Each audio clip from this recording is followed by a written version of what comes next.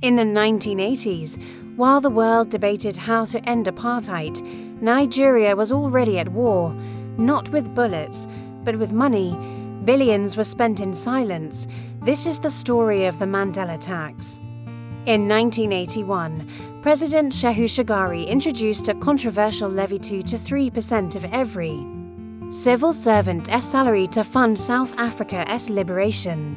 Under President Ibrahim Babangida, this policy deepened, transforming into a national cause. Citizens called it the Mandela Tax, a tribute to a man imprisoned thousands of miles away. A quiet sacrifice made every payday. But this wasn't just pocket change. Nigeria's commitment was immense. When you compare the financial aid provided by African nations to the anti-apartheid movement, the numbers are staggering.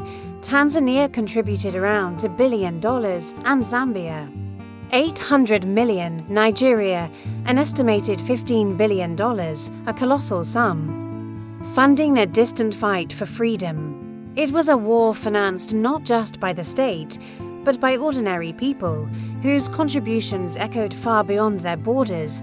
But Nigeria didn't just write checks, it trained freedom fighters. Deep in the heart of the country, away from the world's gaze. A different kind of war was being waged. From Benue's Camp Ugba to hidden barracks in Makurdi, Nigerian officers trained members of the African National Congress. They taught them sabotage, survival skills, and intelligence tactics.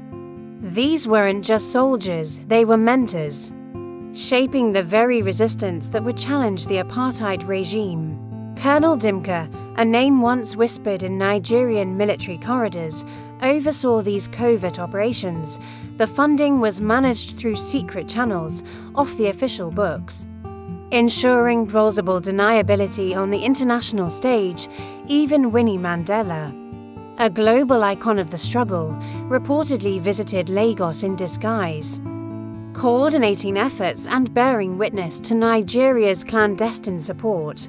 By 1987, Nigeria was spending over $1 million every single month, all of it untraceable, all of it dedicated to one cause, freedom. The world saw protests and sanctions. But behind the scenes, Nigeria's financial and military muscle was a critical lifeline. In his own words after his release, Nelson Mandela acknowledged this profound solidarity, stating, "Nigeria put its money where its mouth was, but every act of generosity leaves a scar." As Nigeria poured its wealth into South Africa's freedom, her own economy began to bleed. The oil boom of the 70s was a distant memory, and the nation grappled with a crippling debt crisis.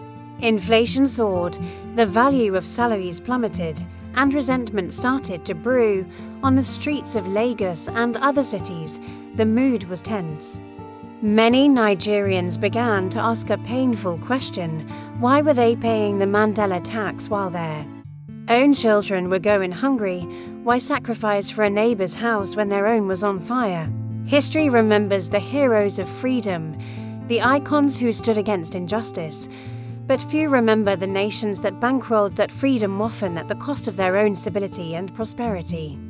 This was Nigeria's secret war, the war they called the Mandela Tax.